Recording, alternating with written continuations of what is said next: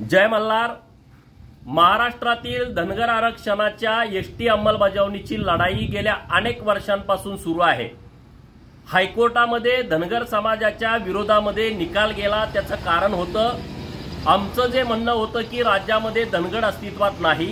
राज्य सरकारने ॲफिडेव्हिटवरती लिहून दिलं होतं की राज्यामध्ये एकही धनगर नाही, परंतु दुर्दैवानं संभाजीनगर जिल्ह्यातील फुलंब्री तालुक्यातील बाबरा गावातील भाऊसाहेब खिलारे, रमेश खिलारे, कैलास खिलारे, मंगल खिलारे, सुभाष खिलारे आणि सुशील खिलारे यांनी धनगरांचे दाखले काढले होते आणि जात पडताळणी समितीने एकदा दाखला दिल्यानंतर तो रद्द करण्याचा अधिकार त्यांना नव्हता।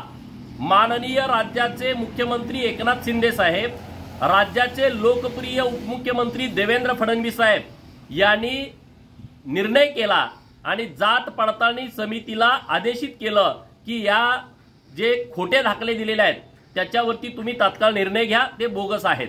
आणि मग आज छत्रपती संभाजीनगर जात पडताळणी समितीने हे 6च्या 6 दाखले रद्द केलेले आहेत, जप्त केलेले आहेत, अवैध ठरवलेले आहेत। सागर खिलारेचा जो दाखला होता तो मागच्या 4 दिवसापूर्वीच रद्द केलेला आहे। मी माननीय मुख्यमंत्री एकनाथ शिंदे साहेबांचं, माननीय उपमुख्यमंत्री देवेंद्र फडणवीस साहेबांचं धनगर समाजाच्या वतीने मनापासून आभार व्यक्त करेन। धनगर जमातीचे कार्यकर्ते गेल्या 7-8 दिवसांपासून संभाजीनगर जात पडताळणी समितीच्या समोर आंदोलन करत होते, त्यांचंही मी मनापासून आभार व्यक्त करतो।